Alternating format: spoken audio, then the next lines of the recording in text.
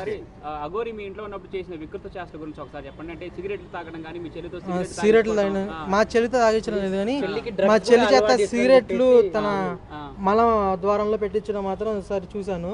ఏంటి చండాలం అంటే నేను లేదు మామూలుగా సరదా పెట్టానని చెప్పిన మా పిల్ల అని.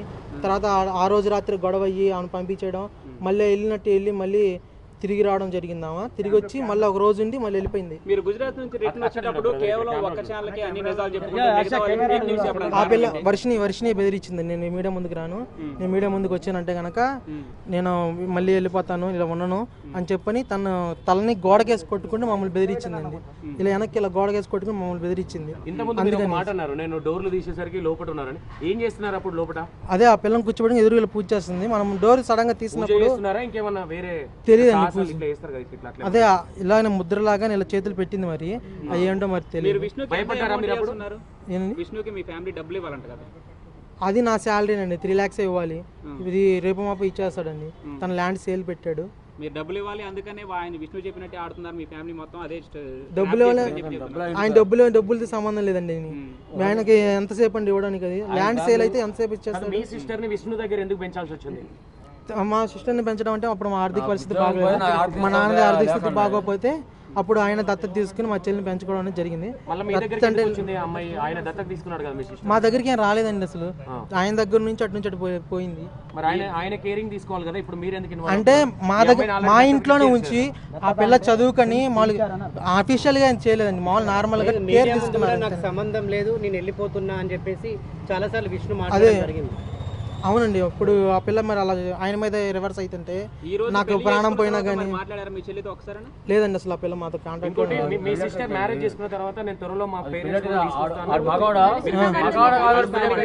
సార్ తీసుకురమ్మనండి. సరే రమ్మనండి, దమ్ముంటే రమ్మనండి, తీసుకురమ్మనండి. కలిసి ఉంటామో కలిసి లేకుండా ఉంటామో, లేదా వాడిని ఇక్కడ గవర్నమెంట్ ఆఫీసర్లకు పట్టిస్తామో తర్వాత తెలుసుద్ది మీకు. ముందు రమ్మని చూద్దాం. లేదండి, శివరుద్ర స్వామి వారి ఆధ్వర్యంలోనే ఇప్పుడు అంతా మా లాయర్ ఆజాద్ గారి ఆధ్వర్యంలోనే మొత్తం వాళ్ళు ఏం చెప్పితే వాళ్ళ మీద చేస్తాం అనుకున్నాం. మేమైతే మాత్రం చచ్చిపోయిందని చెప్పని ఇలా వదిలేసుకుందాం అనుకున్నాం. లేదు నాన్న, ఇన్నాళ్ళకు ఇచ్చిన కూతుర్ని ఎలా వదిలేసుకుంటారు, పిల్లల్ని ఎలా వదిలేసుకుంటారు, తను పూర్తిగా తన మాయలోనూ డ్రగ్స్ ఎడిక్ట్ ఉందేమో అని చెప్పని తెలియదండి. తనని తీసుకొచ్చేటప్పుడు మాత్రం ఆ పిల్ల దగ్గర నుంచి తెలియదండి నాకు అది విషయాలు మాత్రం.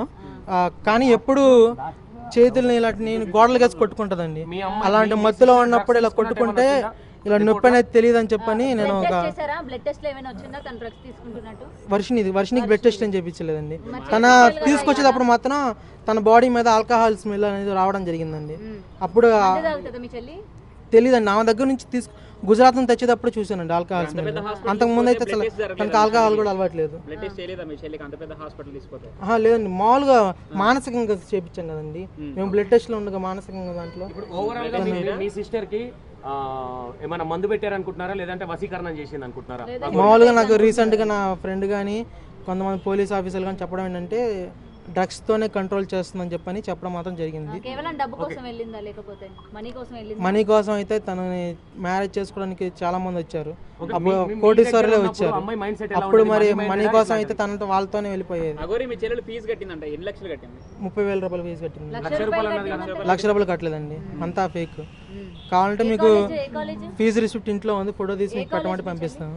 మా చెల్లి ప్రియదర్శిని కాలేజ్ అండి, మంగళగిరి తెనాలండి, తెనాలి ప్రియదర్శిని. ఫైనల్ గా మీరు ఏం ఎక్స్పెక్ట్ చేస్తారంటే ఏం కావాలనుకుంటున్నారు?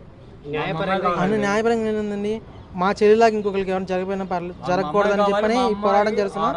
మా చెల్లిని తీసుకొచ్చి ఇలా పోలీస్ ఆధ్వర్యంలోనే డ్రగ్స్ ఉన్నాయో లేవో బాడీలో చెక్ చేసి తనని మళ్ళీ ఇంకోసారి మానసిక వైద్యశాల తీసుకెళ్ళి ఈసారి గట్టిగా ట్రీట్మెంట్ చేయించిన తనని తీసుకొచ్చి ఈసారి పారిపోకుండా ట్రీట్మెంట్ కొంచెం మాకు అనుకూలంగా మారేంత వరకు ఆ పిల్లని కట్టేయడమో ఇలాగ ఉంచి కొంచెం తన ట్రీట్మెంట్ ఇప్పించాలని చెప్పి కోరుకున్నాను. మీ సిస్టర్ మొన్న పారిపోయి వచ్చింది కదా, పారిపోయి వచ్చి ఒక ప్రముఖ ఛానల్ ఉంది. ప్రముఖ ఛానల్ ఉన్నప్పుడు ఇక్కడ మీరు అంటే లాక్ చేయాలని ఎందుకు చూడలేదు? అంటే వెళ్ళడం మీకు ఇష్టం ఉండి లాక్ చేయలేదా? జాబ్ అని ఆ పిల్ల తీసుకుందండి. ఆ పిల్ల చేస్తానని చెప్పని ఒప్పుకుంది. ఆయన కూడా ఇంటర్వ్యూ చేయడం జరిగింది. అప్పుడు మాతో ఉంటానని చెప్పని చాలా మంచిగా చాలా బాగా నటించింది. అసలు మా పిల్ల మా కంట్రోల్లోకి వచ్చేసింది, మారిపోయింది అనిపించినట్టుగా హ్యాపీగా ఫీల్ అయ్యాం ఆ టైంలో. అసలు అంత లూజ్నెస్గా ఆ పిల్ల మారిపోయిందన్న లూజ్నెస్తో కొంచెం వాష్రూమ్లో ఒక్కదాన్ని పంపించడం జరిగింది. నేను వెనకాల అమ్మని పంపించేవాళ్ళని. ఇలా అక్కడ నుంచి మోసం చేసి ఏం చెప్పలేదు. ఇంకా దాని గురించి ఎత్తొద్దని కూడా చెప్పింది. మీడియా ముందుకు కూడా రాను, ఏ ఛానల్ దగ్గర తీసుకెళ్ళొద్దు, ఇస్తే కనుక తీసుకెళ్ళొద్దు, నేను తీసుకెళ్తే మాత్రం అని చెప్పని తలగల కొట్టుకొని మమ్మల్ని బెదిరించడం జరిగింది. అందుకే మేము ఏ మీడియాకి తీసుకెళ్ళలేదు.